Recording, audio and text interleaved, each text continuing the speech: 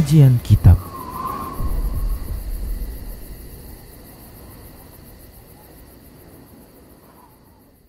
Bismillah, assalamualaikum warahmatullahi wabarakatuh. Innal hamdalillah nahmaduhu wa nasta'inuhu wa nastaghfiruh wa na'udzu billahi min shururi anfusina wa min sayyiati a'malina. May yahdihillahu fala mudilla lahu wa may yudlilhu fala hadiya lahu.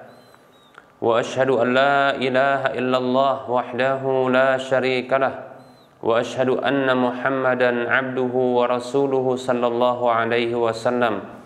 Qala Allah tabaraka wa ta'ala, ya ayyuhalladzina amanu taqullaha haqqa tuqatih wa la tamutunna illa wa antum muslimun.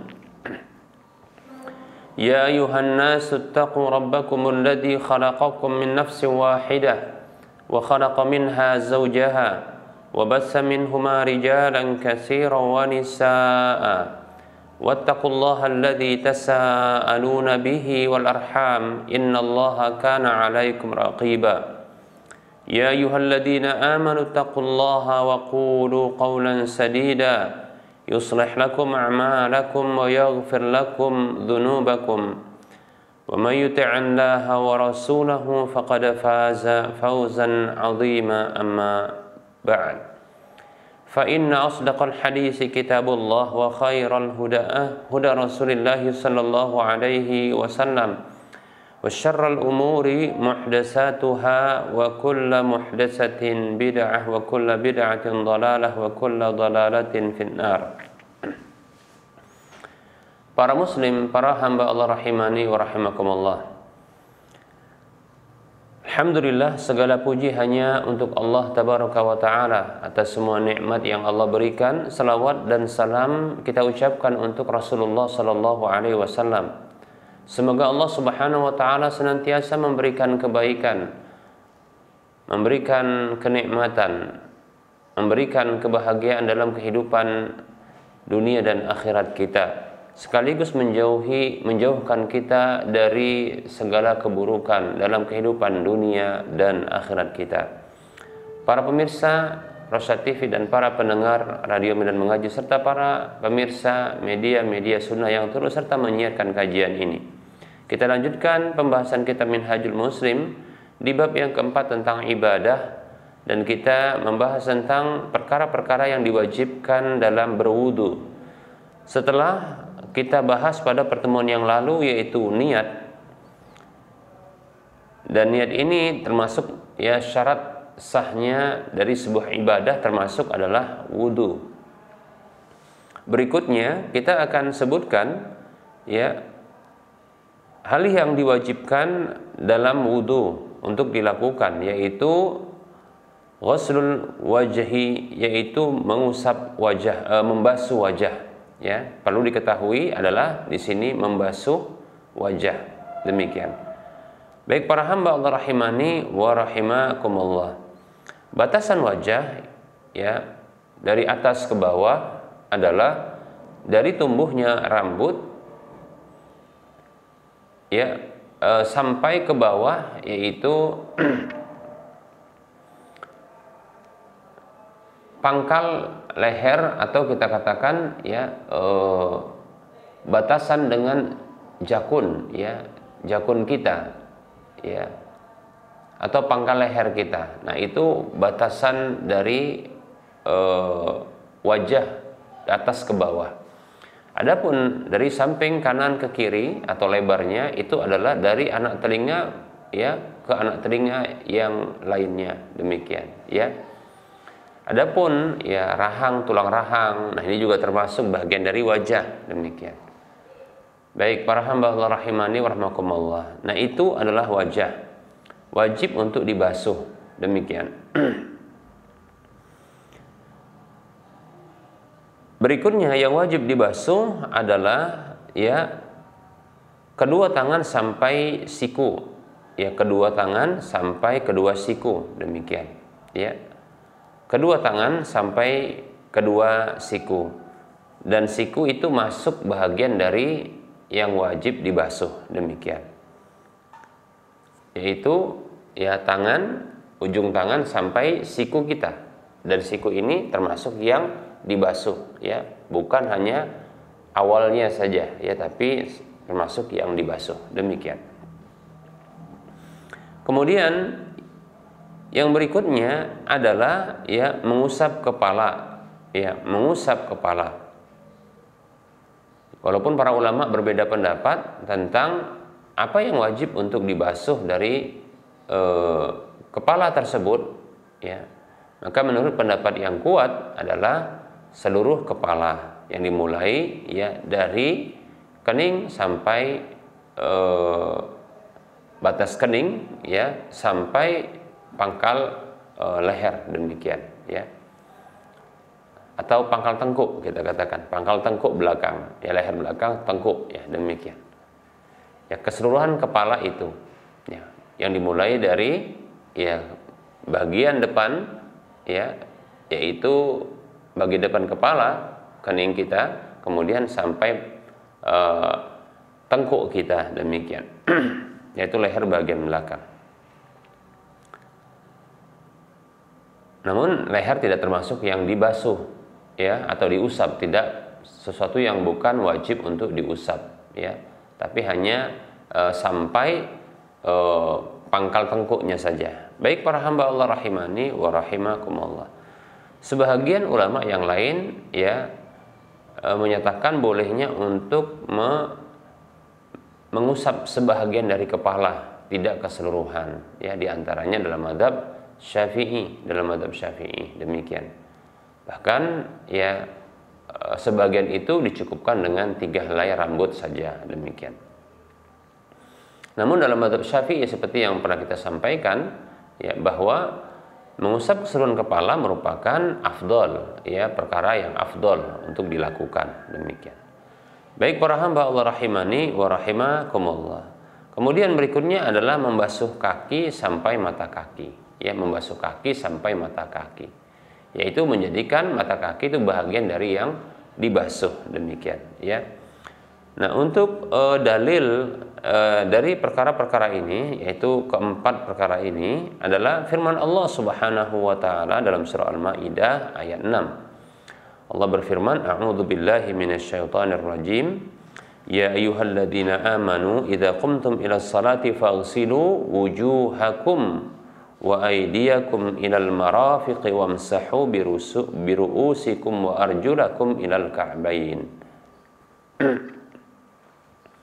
Allah berfirman yang artinya, wahai orang-orang beriman, apabila kalian berdiri bangkit menuju salat, hendak mau salat, begitu, ya, maka basuhlah wajah-wajah kalian dan basuhlah tangan-tangan kalian sampai siku, dan usaplah kepala kalian, serta basuhlah kaki kalian sampai mata kaki, ya, sampai 2 mata kaki, demikian. Baik para hamba Allah rahimani wa rahimakumullah, ini dalilnya, ya. Dan di sini ada kalimat perintah faghsilu, ya, ini menunjukkan, ya, kewajiban, demikian, ya, karena al-aslu fil amri lil wujub, hukum asal perintah itu adalah wajib, demikian. Baik para hamba Allah rahimani wa rahimakumullah. Lalu sebahagian ulama menjadikan, ya, berurutan dalam basuhan tersebut, ya, merupakan kewajiban, ya, jadi berurutan basuhan antara satu anggota wudu yang dibasuh, ya, kemudian menuju basuhan anggota wudu berikutnya. Nah, ini merupakan, ya, kewajiban, ya, yaitu membasuh wajah lebih dahulu, kemudian tangan, ya, kemudian mengusap kepala, kemudian membasuh kaki, ya. Nah, ini berurutan, ya, ini merupakan kewajiban, ya, walaupun ada pendapat yang lain yang menyatakan bahwa, ya, berurutan itu bukanlah, ya, kewajiban, tapi itu merupakan sunnat saja, demikian, ya. Baik para hamba Allah rahimani wa rahimakumullah. Tapi tentunya apa yang disebutkan oleh Allah Subhanahu wa taala dalam ayat ini untuk dilakukan, ya, itu lebih utama, ya, Begitu juga dalam hadis ya yang pernah kita sampaikan, hadis Humran ya bekas budaknya Utsman ibnu Affan radhiyallahu anhu, demikian. Di mana disebutkan tata cara wudu itu ya dengan urutannya sama seperti yang kita sebutkan dalam surah Al-Maidah ayat 6 ini, demikian. Baik para hamba Allah rahimani wa rahimakumullah. Kemudian berikutnya sebagian ulama menjadikan bahwasanya ya berkelanjutan tanpa adanya jeda ini merupakan bahagian dari perkara yang wajib untuk dilakukan ketika berwudu, ya, yaitu berkelanjutan tanpa ada jeda, ya, tidak menjeda ya basuhan-basuhan dalam wudu tersebut ya dalam jangka waktu yang panjang, demikian ya. Seperti contohnya seseorang ketika dia ya sudah membasuh wajahnya, ketika dia hendak membasuh tangannya, ya, dia ternyata menerima telepon yang berdering miliknya. Lalu dia pun ngobrol, ya, ngobrol panjang, demikian, ya. Nah, maka ini kalau dia lanjutkan setelah dia ngobrol panjang, ya, mengusap atau membasuh tangan, ya, sementara tadinya dia terjeda setelah membasuh wajahnya, maka menurut sebagian ulama ini tidak sah, ya, tidak sah karena mereka menjadikan ya bahwasanya berkelanjutan, nah ini merupakan syarat atau merupakan rukun, ya, merupakan rukun di dalam mengusap apa namanya berwudu, ya, dalam membasuh ya anggota-anggota wudu.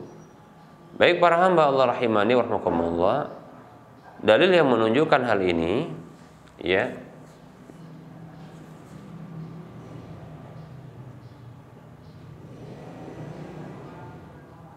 adalah hadis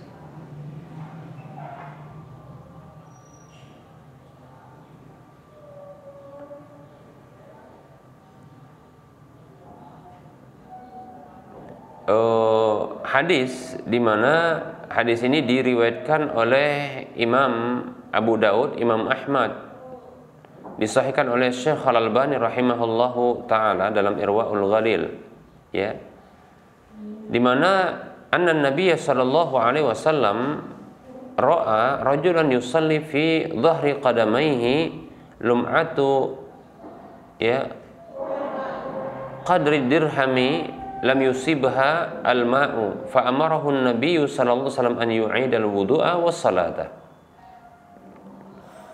Bahwa Nabi sallallahu alaihi wasallam itu pernah melihat seseorang yang sholat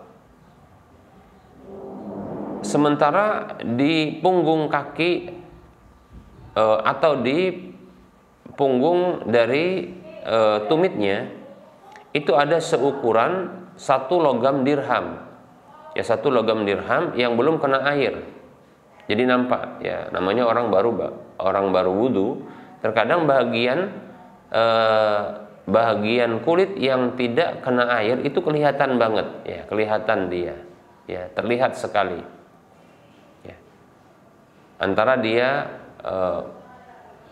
kering dengan baru terkena air, demikian, ya. Rasulullah lihat itu, maka Nabi Shallallahu Alaihi Wasallam memerintahkannya untuk mengulang wudu dan mengulang sholat, demikian, ya, hadisnya diriwayatkan oleh Imam Abu Daud dan yang lainnya. Baik para hamba Allah rahimani wa rahimakumullah.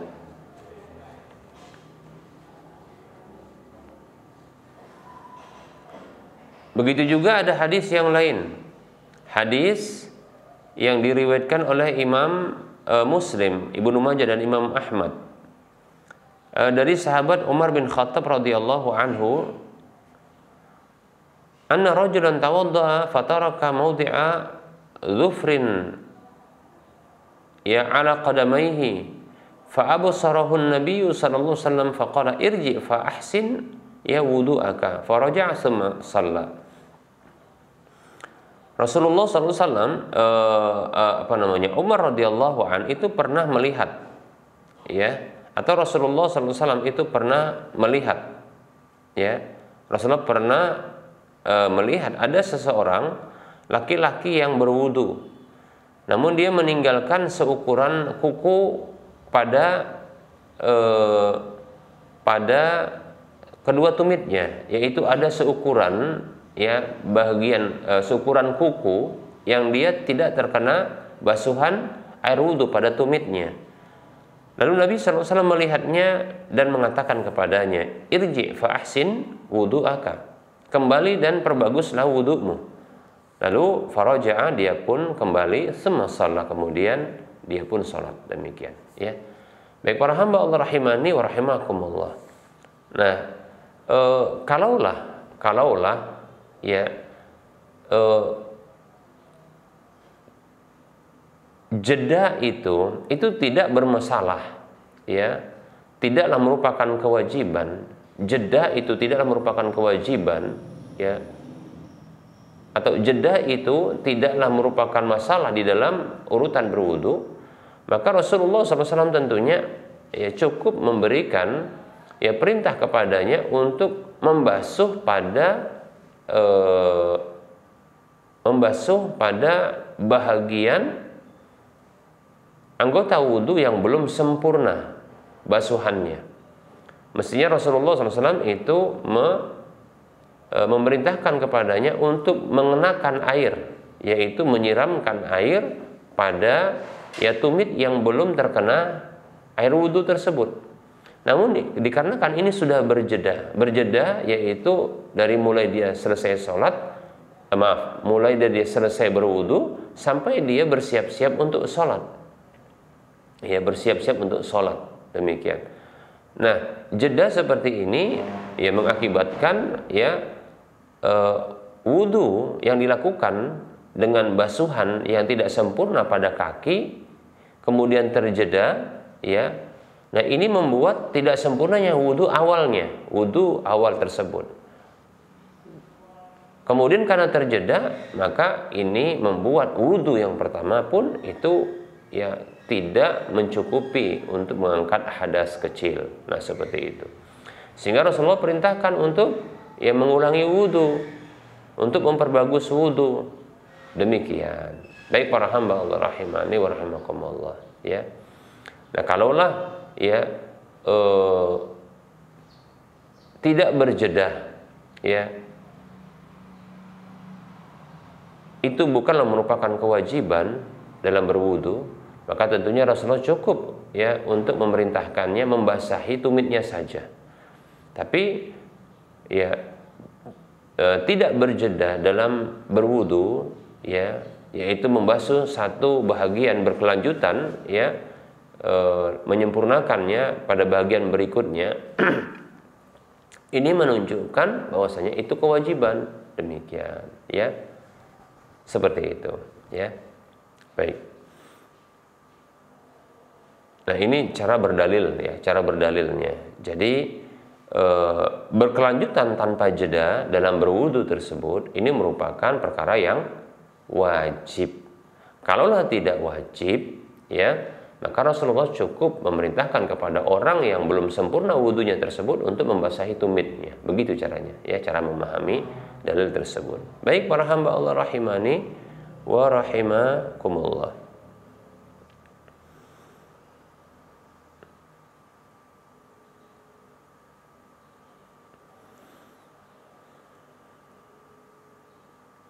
Baik para hamba Allah rahimani wa rahimakumullah. Tapi perlu diketahui, jeda yang pendek, jeda yang waktunya singkat ya, maka ini dimaafkan ya, ini dimaafkan.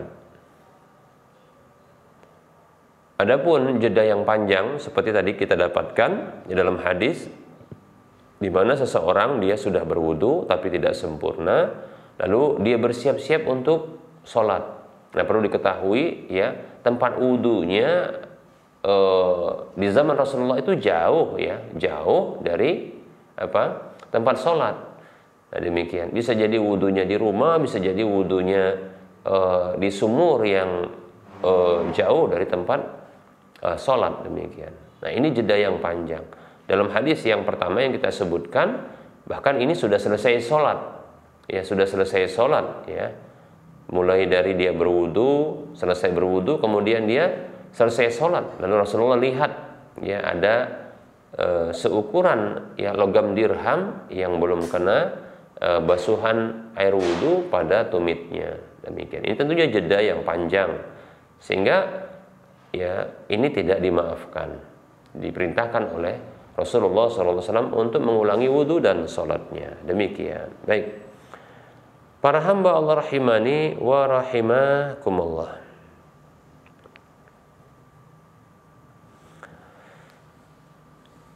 Kemudian sebagian ulama mengkategorikan menekan-nekan, ya, menekan-nekan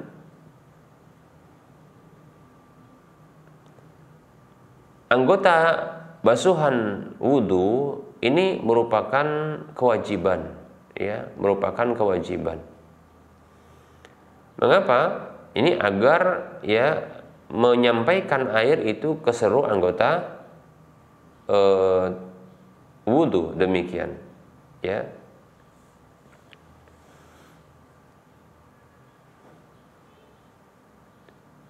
Baik para hamba Allah rahimani wa rahimakumullah.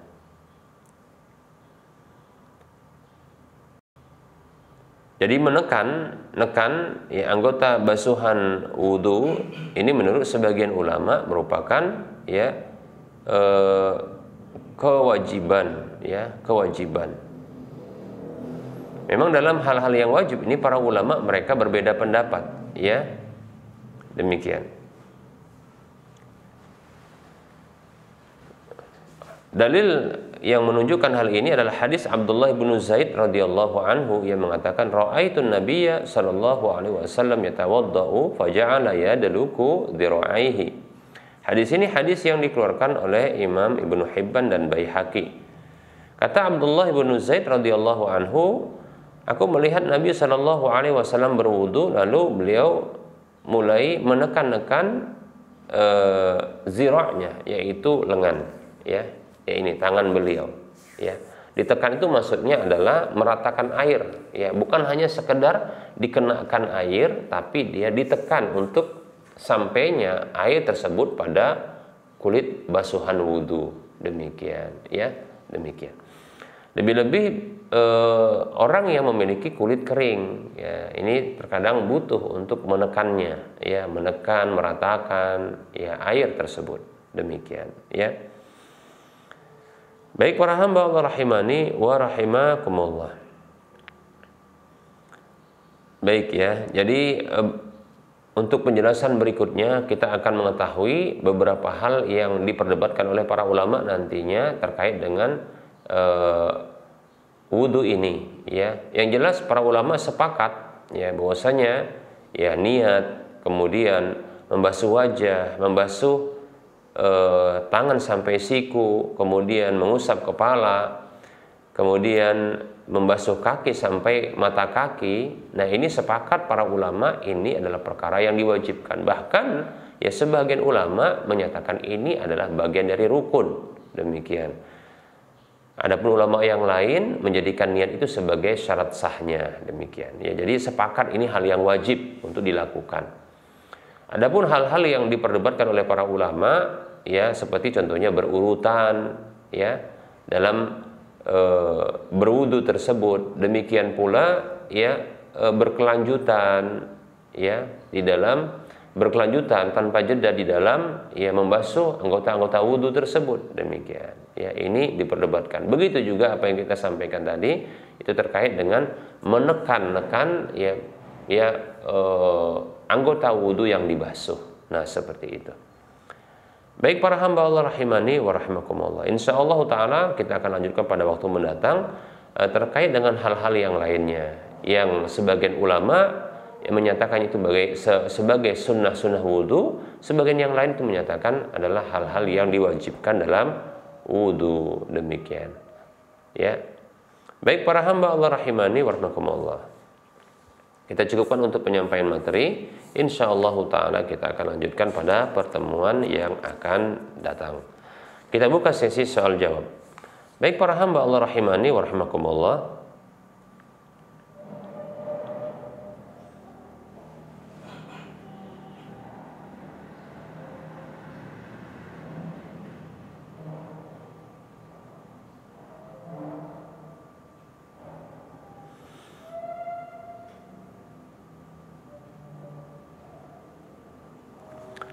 baik, ada pertanyaan. Assalamualaikum Ustadz.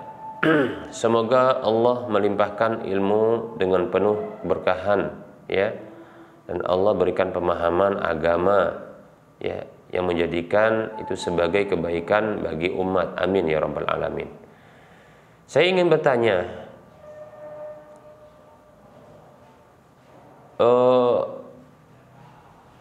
bos kerjaan, maksudnya bos tempat di kerjaan saya menawarkan kepada saya untuk menjualkan tanah di salah satu daerah, dan jika berhasil maka saya akan mendapatkan komisi dari beliau.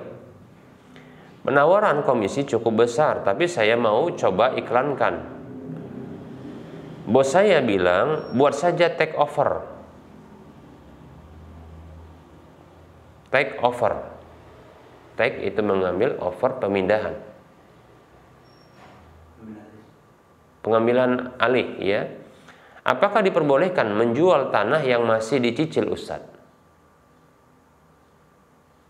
Menjual tanah yang masih dicicil. Mungkin ini barangkali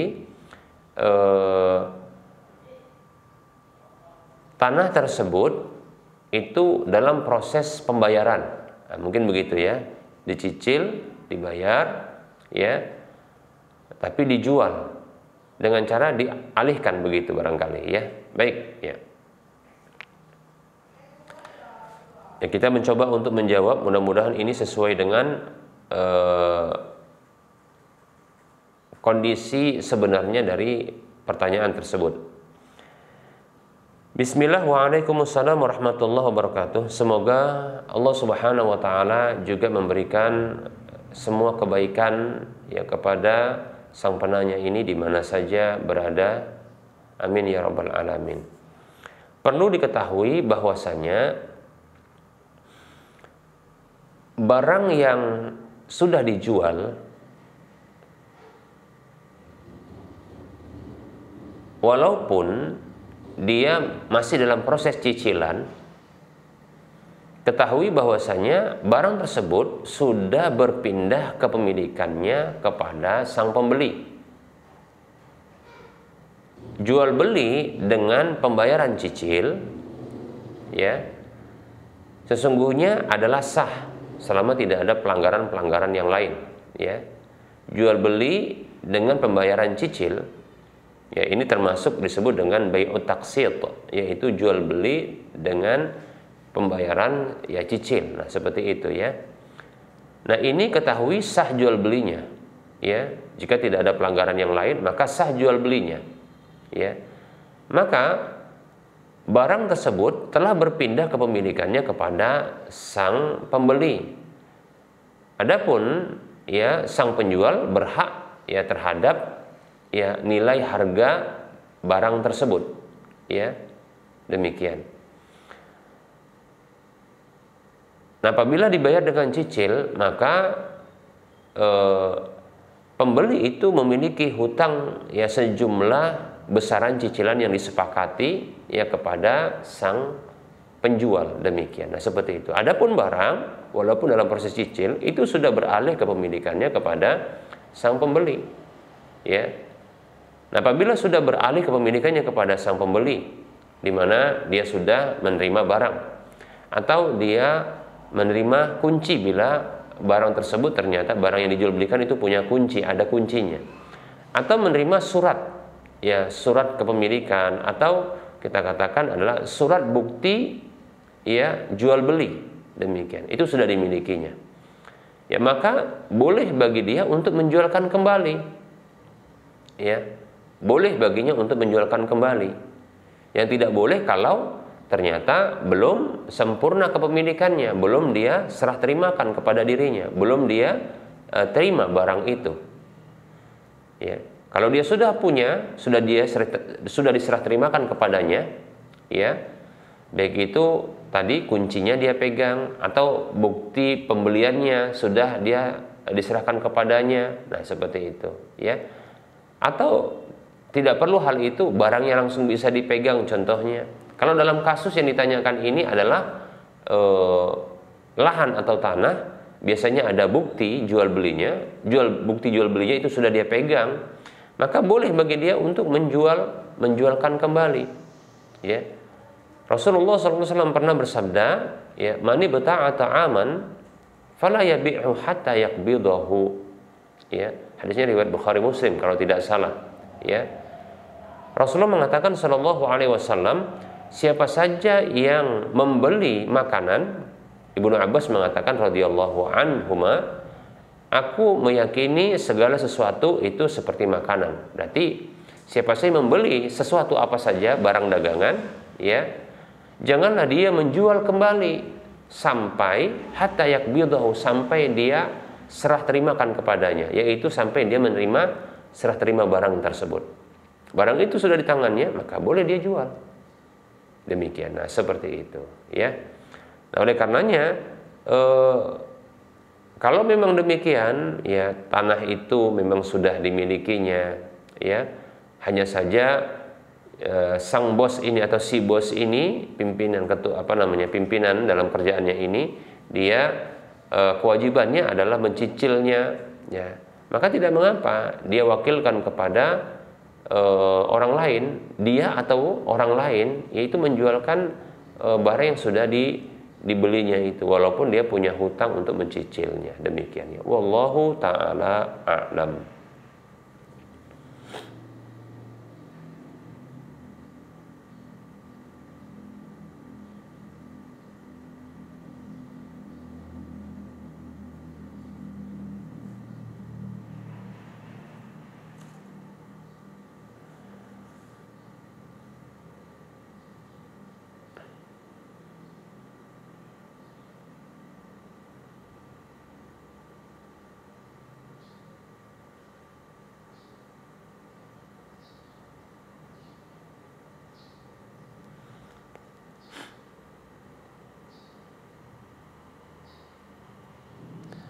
Ada pertanyaan, Assalamualaikum warahmatullahi wabarakatuh. Saya mau nanya Ustadz, jika kita jual beli emas virtual, apa itu hukumnya? Mekanismenya lebih kurang adalah kita setor sejumlah uang untuk beli emas virtual. Lalu kita diberi user untuk masuk ke sistem mereka. Lalu kita boleh beli dan jual emas kapan saja atau waktu tertentu, tergantung dengan kondisi atau akun atau uang kita di perusahaan tersebut. Kalau untung atau rugi atas penjualan emas tersebut, uangnya akan ditransfer ke akun kita dan dapat kita tarik. Tapi catatannya di sini tidak ada emas dalam bentuk fisik yang kita terima. Lalu hampir sama dengan jual beli emas. Bagaimana untuk jual beli saham juga virtual ini? Maaf Ustaz bila mengganggu, ya. Baik. Syukran jazakumullahu khairan.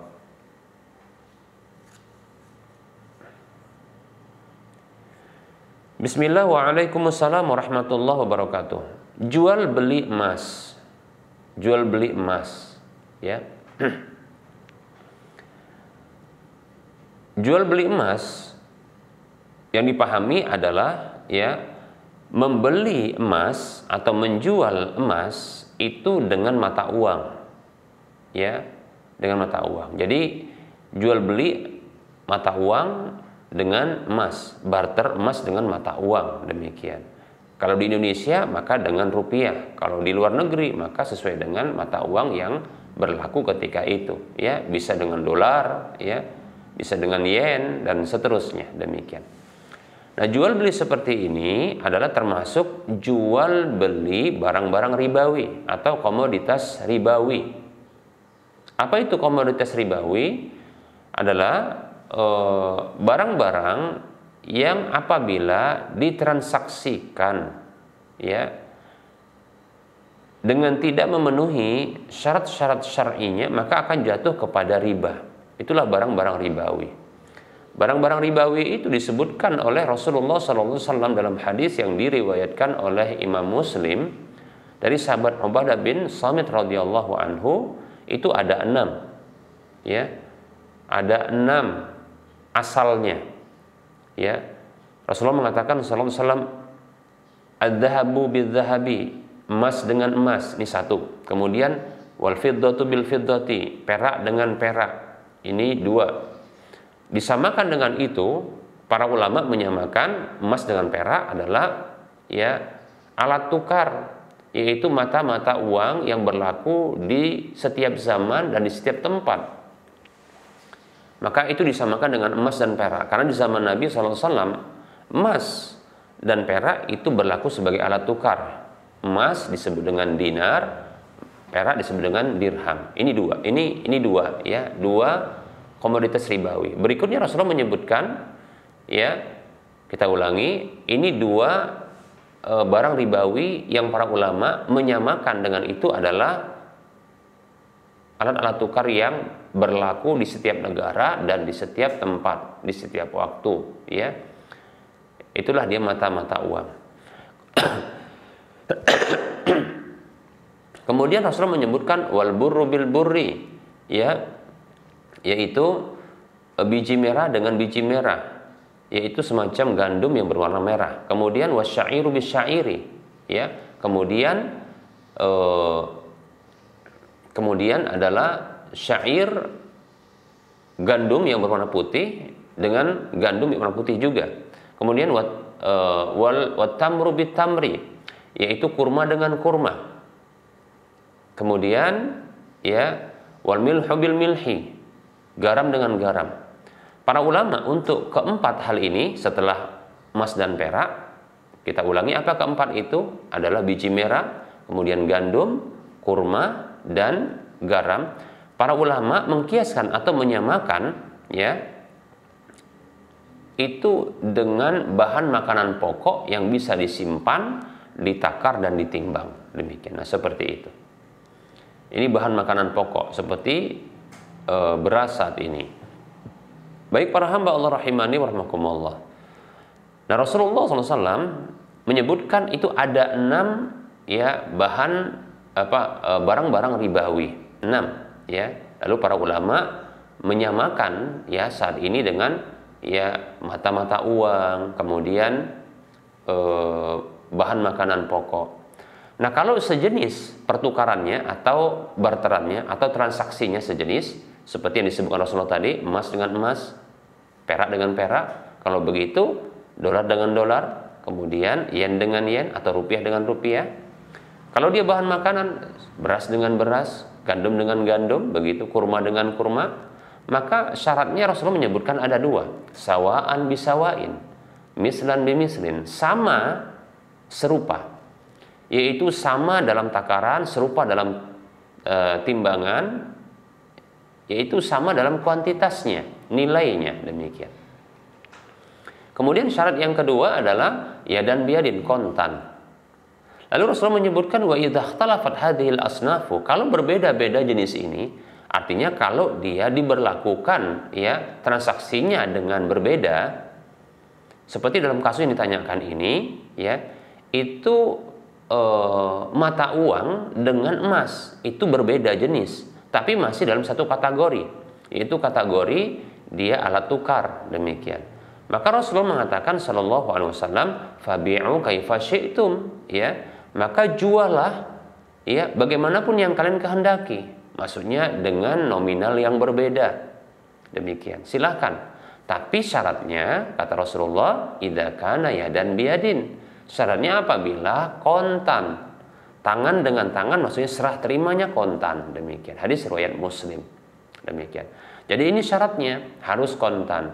Nah, jual beli emas secara virtual, ya, ini setor uang, namun tidak ada fisik dari emas yang dibayarkan, tidak ada emas yang disetorkan, yang diterima diserah terimakan. Nah, ini menyalahi ya perintah Nabi, ya.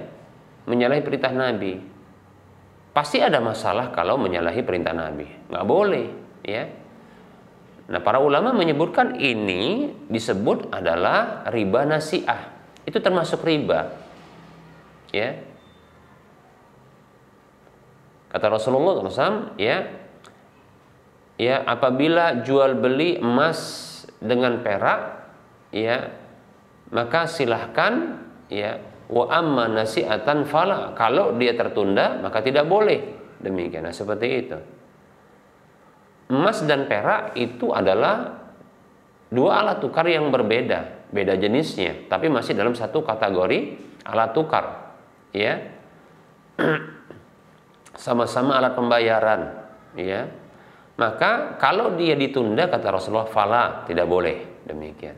Lalu para ulama menyebutkan itu adalah riba nasi'ah. Riba terhitung riba karena sebab adanya nasi'ah, yaitu penundaan. Dia tidak boleh, nggak boleh. Demikian. Maka sama dengan kasus yang ditanyakan ini, itu tidak boleh, ya, menjual belikan emas virtual yang uangnya diserahkan tapi tidak ada emas yang diserah terimakan. Wallahu ta'ala a'lam.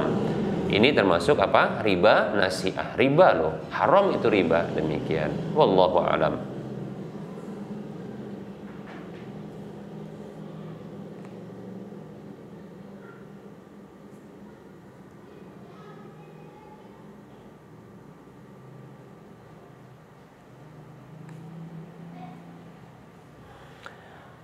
Baik para hamba Allah rahimani wa rahimakumullah, kita akan lanjutkan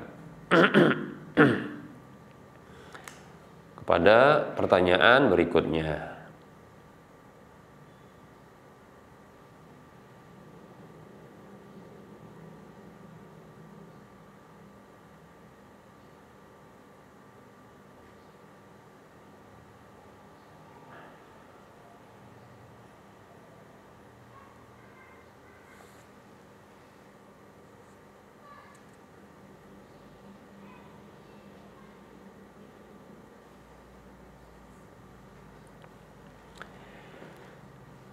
Baik, ada pertanyaan. Assalamualaikum warahmatullahi wabarakatuh. Ustadz izin bertanya. Ustadz, kerjaan saya ini adalah kurir antar sarapan, yaitu kurir mengantar atau menghantarkan sarapan dalam bentuk nasi kotak untuk tamu hotel. Read doors. Pokoknya tamu hotel. Yang mau saya tanyakan, apakah boleh saat Ramadan saya tetap mengantarkannya ba'da subuh tanpa mengecilkan kekayaan Allah? Namun saat ini itulah salah satu dari kerjaan saya. Selain antar catering untuk orang berbuka di sore hari, ya, maksudnya selain mengantarkan catering makanan untuk berbuka di sore hari, juga mengantarkan ya sarapan ya ke tamu-tamu hotel. Nah, begitu maksudnya ya. Terima kasih banyak Ustaz. Baik ya. Pertanyaannya ini berlakunya nanti sepertinya ya ini. Soalnya belum Ramadan, tapi ini barangkali ditanyakan sebelum praktek ya, Masya Allah. Baik ya. Waalaikumsalam warahmatullahi wabarakatuh. Semoga Allah Subhanahu wa taala menjadikan kita hamba-hamba yang taat kepadanya. Amin ya rabbal alamin. Ya. Mengantarkan makanan di waktu Ramadan untuk tamu hotel.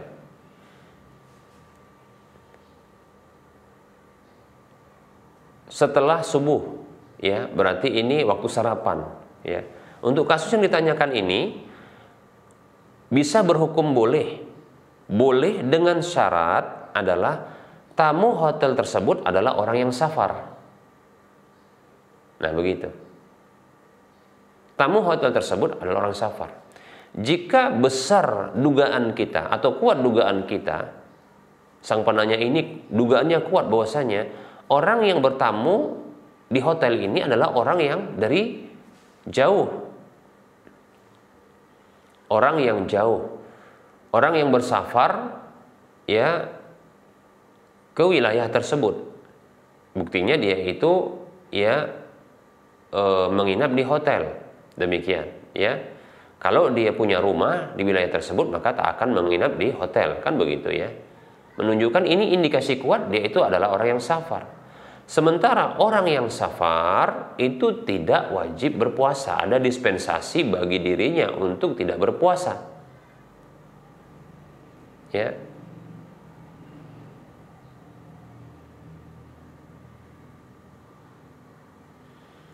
Hal itu disebutkan oleh Allah Subhanahu wa taala dalam surah Al-Baqarah, ya. Faman kana minkum maridan aw ala safarin fa iddatun min ayyamin ukhra. Siapa saja di antara kalian, ya, yang sakit atau dalam kondisi safar, maka bila dia berbuka, ya, waktu gantinya adalah di hari-hari yang lainnya. Itu dalam surah Al-Baqarah ayat 184 kalau tidak salah, demikian, ya. Nah, yang seperti ini boleh untuk, ya, menghantarkan makanan kepada orang yang safar. Karena orang yang safar tidak wajib berpuasa, maka kita memberikan makan kepada orang yang tidak wajib berpuasa. Demikian, boleh, tidak mengapa. Itu sama seperti contoh, ya, kita kedatangan tamu dari luar wilayah kita, dan dia adalah teman kita atau saudara kita yang dia tidak berpuasa, ya, maka boleh bagi kita untuk melayaninya, makannya, ya, untuk apa, di siang hari Ramadan, tidak mengapa. Demikian, itu sama seperti itu, demikian, ya. Tapi pastikan dulu dia itu seorang yang safar, demikian, atau orang yang sakit. Nah, demikian, ya. Baik, demikian. Jadi pertanyaan ini saya jawab, boleh, ya, untuk menghantarkan, ya, sarapan dalam bentuk nasi kotak, ya, dan mengambil upah, ya, atas jasa antar sarapan tersebut untuk tamu-tamu hotel, dengan syarat, ya, dipastikan bahwasanya orang-orang tersebut adalah orang-orang yang mereka musafir, demikian, orang yang safar. Wallahu ta'ala a'lam.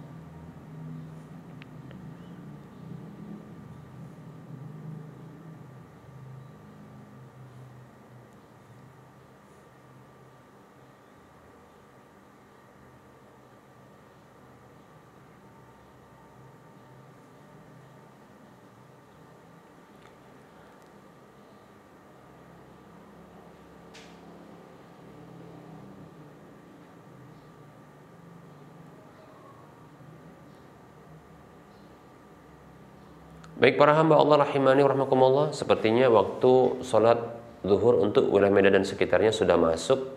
Kita cukupkan saja untuk penyampaian materi dan menjawab pertanyaan, ya. Dikhawatirkan juga kalau dilanjutkan terlalu panjang, ya. Jadi kita cukupkan. Tentunya dalam penyampaian ini banyak kesalahan dan kekurangan. Kebenaran itu datang dari Allah Subhanahu wa taala. Maka ambillah dan terimalah. Adapun kekurangan dan kesalahan itu datang dari saya pribadi, bisikan syaitan. Maka maafkan, tinggalkan dan abaikan. Demikian. Sebelum kita mengakhiri perjumpaan ini,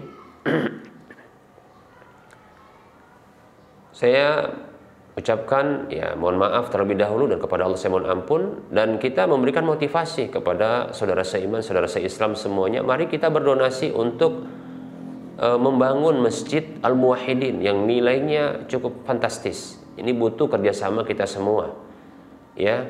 Bila di antara kita ingin punya aset akhirat, ya, yang kalau kita membangun sebuah rumah Allah Subhanahu wa taala di permukaan bumi ini sebesar sangkar burung saja, ya, maka ketahuilah Allah akan bangunkan sebuah rumah di surga. Luar biasa. Sekecil apapun sumbangsih kita untuk membangun rumah Allah di permukaan bumi ini, maka kita akan dibangunkan, ya, rumah di surga oleh Allah Subhanahu wa taala. Lebih-lebih kita akan mendapatkan pahala yang terus mengalir nantinya apabila ada orang-orang yang mereka beribadah di masjid ini. Demikian. Mari, ya,